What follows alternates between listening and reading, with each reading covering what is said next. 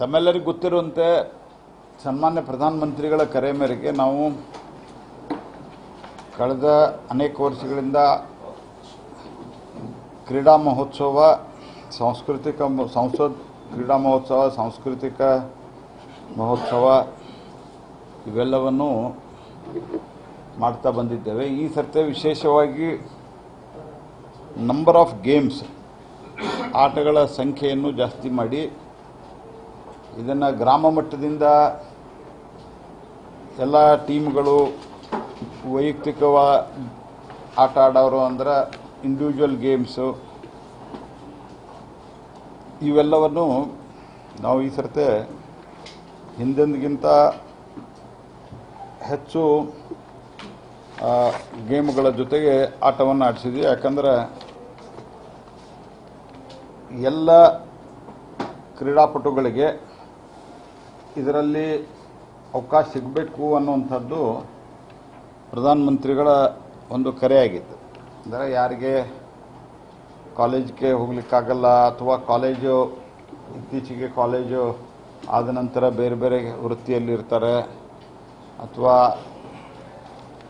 ಮಧ್ಯೆ ಉದ್ಯೋಗವನ್ನು ಶುರು ಮಾಡಿರ್ತಾರೆ. ಈ ಥರದ ಹಳ್ಳಿಗಳಲ್ಲಂತೂ ಎಲ್ಲ ರೀತಿಯ ರೈತರು, ರೈತ ಕೂಲಿ ಕಾರ್ಮಿಕರು, ಈ ಥರದ ಅವ್ರ ಮಕ್ಕಳಿಗೆ ನಮ್ಮ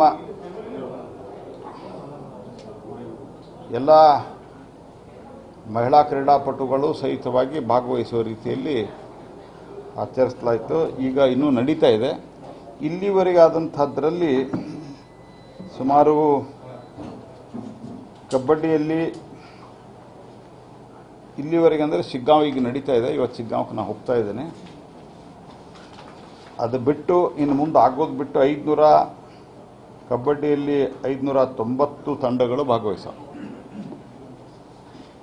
ಖೋ ಖೋದಲ್ಲಿ 510 ತಂಡಗಳು, ವಾಲಿಬಾಲ್ನಲ್ಲಿ 480 ತಂಡಗಳು ಮತ್ತು ವೈಯಕ್ತಿಕ ಗೇಮ್ಗಳಲ್ಲಿ ಸುಮಾರು 7,010 ಜನ ಇಲ್ಲಿವರೆಗೆ ವೈಯಕ್ತಿಕ ಕ್ರೀಡೆಯಲ್ಲಿ ಭಾಗವಹಿಸಿದ್ದಾರೆ. ಅಂದರೆ ನಾನು ನಿಮ್ಗೆ ಯಾಕೆ ಹೇಳ್ತಾ ಇದ್ದೀನಿ ಅಂದರೆ ಇದು ನಾಮಕೆ ವಾಸ್ತೆ ಮಾಡಿಲ್ಲ. ಇದು ಭಾಳ it has caught the attention and everybody has shown interest